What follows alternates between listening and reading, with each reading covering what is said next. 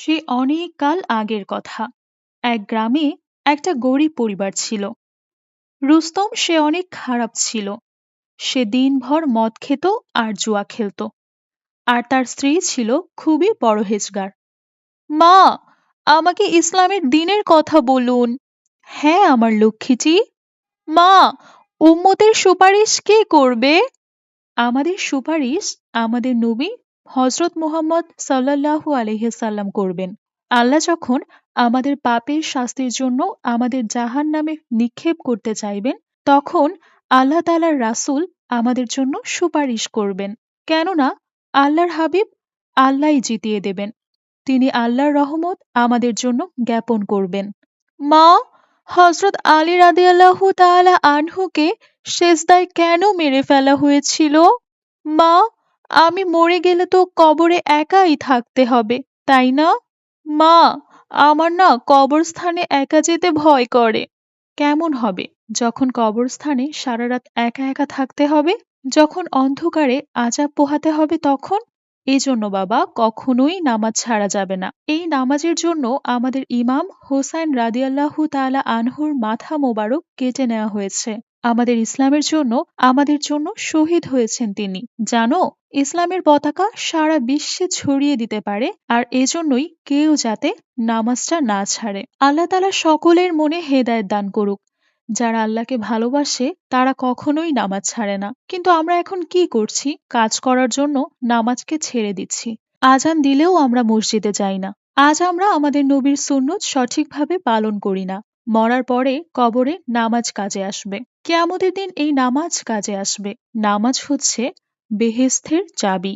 কিয়ামতের দিন সবাই বলবে, ইয়া নাফসি ইয়া নাফসি, আমার জান, আমার জান। তারপর একটি আওয়াজ আসবে, ইয়া আল্লাহ, আমার উম্মত, আমার উম্মত, আমার উম্মত। মা, আজ থেকে আমিও নামাজ আদায় করব। জানো, আমার নবী মুহাম্মদ সাল্লাল্লাহু আলাইহি সাল্লামের চোখ ঠান্ডা হয়ে যায় যাতে। আমি আজ থেকে আর আমার নবীজিকে কাঁদতে দেব না। মাশাআল্লাহ মা, আমার লক্ষ্মী মামুনি, তুমি তো এখন অনেক ছোট। আরে মা, ছোট হয়েছে তো কি হয়েছে? নামাজ সবার জন্য ফরজ, কারো জন্য ছাড় নেই। মাশাআল্লাহ, আমার লক্ষ্মী সোনা। তোমার মতো মেয়ে আল্লাহ সকল বাবা মাকে দিক। কিন্তু মা, তোমার বাবাও যদি আল্লাহর হেদায়েত পেত, আল্লাহ তাআলার ইবাদত করত, ভালো হতো। কিন্তু সে তো মদ খায়, জুয়া খেলে, খারাপ কাজ করে। হে আল্লাহ, আপনি তাকে হেদায়েত দিন। তখন রুস্তম মদ খেতে খেতে বাড়িতে চলে আসে। কি করতেছো তোমরা মামাইয়া মেলা? আমার জন্য খাবার বানাইছো নাকি বানাও নাই? আজকেও তুমি মদ খেতে খেতে আসছো? তোমার ঘরের প্রতি কোনো দায়িত্ব নেই? আমাদের মেয়ে এসব দেখে কি শিখবে বলো তো? আরে চুপ কর, খালি জ্ঞান জ্ঞান করিস না, তাহলে এই বোতল তোর মাথায় পাঠাবো। যা যা, আমার জন্য খাবার নিয়ে আয়। রাবেয়া তার জন্য খাবার আনতে যায় এবং খাবার নিয়ে আসে। এদিকে রুস্তম নেশায় ঘুমিয়ে পড়ে। হায় আফসোস, ইয়া আল্লাহ, আমার রুস্তমকে হেদায়েত দিন, নয়তো মরলে মরার পরে কবরেও জায়গা হবে না, আর কবরের কঠিন থেকে কঠিনতম আযাব ভোগ করতে হবে। আম্মু, আব্বু মদ কেন খায়? আমার একটুও ভালো লাগে না। তোমার সাথেও কিরকম খারাপ ব্যবহার করে। আমার বাবা একটুও ভালো না। ছি, বাজে বাবা। এভাবে বলে না মামুনি, তোমার বাবা তো তোমারই বাবা। বাবা যেমনই হোক না কেন, বাবা তো বাবাই হয়। এভাবে আর কখনো বলবে না মামুনি। ঠিক আছে আম্মু, আমি আর কখনোই এসব বলবো না। চলো মা, এখন তুমি ঘুমাতে যাবে। ফজরের নামাজের জন্য উঠতে হবে তো আমাকে। আম্মু, আমাকেও নামাজের জন্য উঠিয়ে দিও, আমি নামাজ আদায় করব। ঠিক আছে মামুনি, কিন্তু ঘুমানোর আগে একটা দোয়া পড়তে হবে। কোন দোয়া আম্মু? আল্লাহুম্মা বিসমিকা আমুতু অ আহ ইয়া। তারপর আস্তাগফিরুল্লাহ রাব্বিহি মিন কুল্লি জামিউ ওয়া আতুবু ইলাইহি লা হাওলা ওয়ালা কুওয়াতা ইল্লা বিল্লাহ। আল্লাহুম্মা সাল্লি ওয়া সাল্লিম আলা মুহাম্মদ সাল্লাল্লাহু আলাইহি ওয়াসাল্লাম। আম্মু, ঘুমানোর দোয়ার বাংলা অর্থ কি তাও বলে দাও না? এর অর্থ হচ্ছে, হে আল্লাহ, আপনার নাম নিয়েই ঘুমাচ্ছি, আপনার নাম নিয়েই জাগ্রত হব। আর নবীর প্রতি দুরূদ পড়লে যে ব্যক্তি পড়বে, মহান আল্লাহ তাআলা তার নাম, তার বাবার নাম, তার মায়ের নাম, তার ঠিকানা সহ নবীর কাছে পেশ করেন। মা, তুমি না বললে? আমি তো জানতামই না। আচ্ছা মামুনি, এখন ঘুমিয়ে পড়ো। তারপর তারা দুজন ঘুমিয়ে পড়ে। الصلاة خير من রাবেয়া তার স্বামীকে নামাজের জন্য ডাকতে লাগলেন। এই যে শুনছেন, ফজরের আজান হয়েছে, চলুন উঠেন, নামাজটা পড়ে নেই। আরে যা, তুই পড় তোর নামাজ। তোর নামাজ আমারে কি দিছে? এই গরিব জীবন যাপন ছাড়া আর কি দিছে? যা, তুই পড় তোর নামাজ। তুই তোর কবরে ঘুমাবি, আমি আমার কবরে ঘুমামো। আমার সময় হলে আমি পড়ে নিব। এভাবে বলবেন না, আপনার কাছে এখনো সময় রয়েছে। আপনি তওবা করলে আল্লাহ আপনাকে মাফ করবেন। আল্লাহ মহান, পরম করুণাময়, ক্ষমাশীল, দয়ালু। আল্লাহ গুনাহগারকে ক্ষমা করতে ভালোবাসেন। যারা তার কাছে ক্ষমা চায়, সে যত বড়ই গুনাহগার হোক না কেন, আল্লাহ তাকে মাফ করে দেন। আর আল্লাহ গরিব তাকেই বানায় যার পাশে আল্লাহ থাকেন। আমরা গরিবেই অনেক খুশি, কারণ আল্লাহ আমাদের খুব কাছেই আছেন। আমি আপনার জন্য আল্লাহর কাছে দোয়া করব, যেন আল্লাহ আপনাকে হেদায়েত দেন। আচ্ছা, ঠিক আছে, অহন তুমি যাও। রাবেয়া ও তার মেয়ে নামাজের জন্য দাঁড়িয়ে যায় আর নামাজ পড়তে থাকে। নামাজ পড়ার পর আল্লাহর কাছে দোয়া করতে থাকে, হে আল্লাহ, আমাকে ৫ ওয়াক্ত নামাজি বানিয়ে দিন। আমাকে নবী রাসূলের সুন্নতের উপর চলার তৌফিক দান করুন। হে আল্লাহ, সকল গরিবের দোয়া কবুল করুন। হে আল্লাহ, আমাকে আমার পিতামাতার কথা শোনার তৌফিক দান করুন। হে আল্লাহ, আমাকে কোরআন পড়ার তৌফিক দান করুন, যেন কাল কিয়ামতের দিন আপনার সামনে লজ্জিত না হতে হয়। হে আল্লাহ, কিয়ামতের দিন আমার পাপের হিসাব দিতে পারবো না। আমরা আমাদের নবীজিকে কি করে মুখ দেখাবো? হে আল্লাহ, আমাকে মাফ করে দিন। তোমার অন্তর পবিত্র, তোমার ভালোবাসা আমার মা বাবার থেকেও বেশি। আমাকে এমন করে বানাও যাতে আমি কখনোই আমার মা বাবাকে কষ্ট না দিই।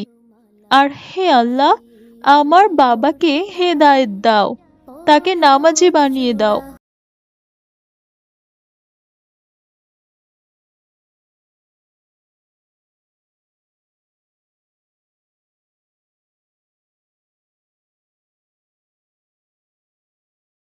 আরে, কাজে নিবেন?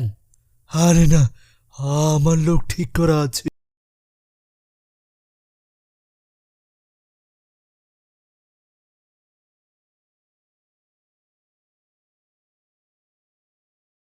লোক লাগবে, কিন্তু তোমাকে লাগবে না, যেতে পারো।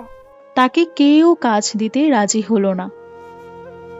তারপর একদিন সে তার স্ত্রীর গহনা চুরি করে জুয়া খেলতে যায়। সে সেখানে জুয়া খেলে হেরে যায়। তারপর সে মন খারাপ করে বাড়িতে ফিরে যায়।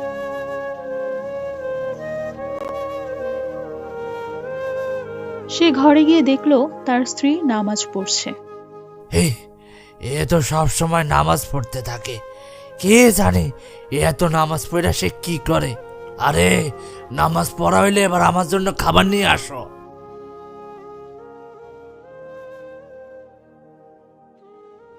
ঠিক আছে, আমার ২ রাকাত নামাজ বাকি আছে, তারপর নিয়ে আসছি। সে বাইরে গিয়ে আগুন জ্বালায়। ঠিক আছে, চুলাটা গরম হোক, তারপর তাদের জন্য খাবার বানিয়ে দিব। ততক্ষণে ২ রাকাত নামাজ পড়ে আসি। চুলা জ্বালিয়ে সে নামাজ পড়তে থাকে। সে জানতো না যে সামনে একটা খারাপ ঘটনা ঘটতে যাচ্ছে। তখন তার ছোট্ট মেয়ে বাইরে যায় আর জ্বলন্ত আগুনে পড়ে যায়। মা, আমাকে বাঁচাও!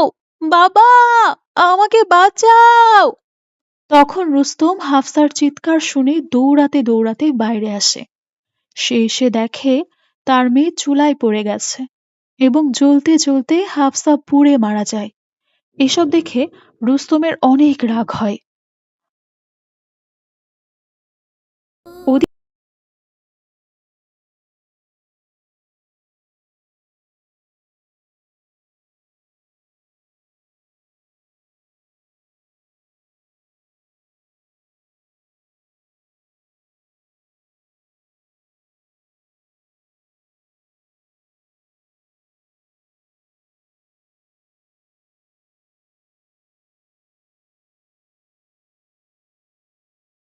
ইয়া আল্লাহ, রহম করো। দেখ, তোর নামাজ তোর মেয়েরে ছিনায় নিছে। আমি তো গুনাহগার, আমি তো আজ পর্যন্ত কিছুই পাই নাই। যা একটা মেয়ে ছিল তাও ছিনায় নিছে তোর নামাজ। কোথায় তোমার নামাজ? কোথায় তোমার আল্লাহ? তোমার আল্লাহ কি আমার মেয়েকে আবার ফিরিয়ে দিতে পারবে? তখন রাবেয়া কাঁদতে কাঁদতে আল্লাহর কাছে দোয়া করল, হে আমার আল্লাহ, আমার নামাজের ওছিলায় আমার দোয়াটা কবুল করো। আমার মেয়েকে আমার কাছে ফিরিয়ে দাও, নয়তো এই জ্বলন্ত চুলায় আমিও আমার জীবন দিয়ে দিব। কেননা আমি নামাজের সম্মান বাঁচানোর জন্য নিজেকে কুরবান করে দিব।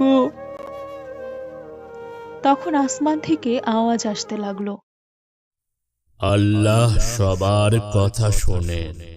যারা আল্লাহর ইবাদত করে আল্লাহ তাদের কখনো নারাজ করেন না। তুমি কি করো না করো আল্লাহ সব দেখেন।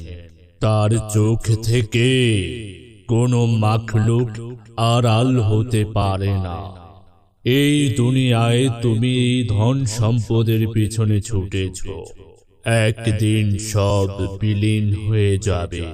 তোমার রবের ইবাদত করো, আল্লাহ তোমাদের দুনিয়া ও আখিরাতে মঙ্গল দান করবে।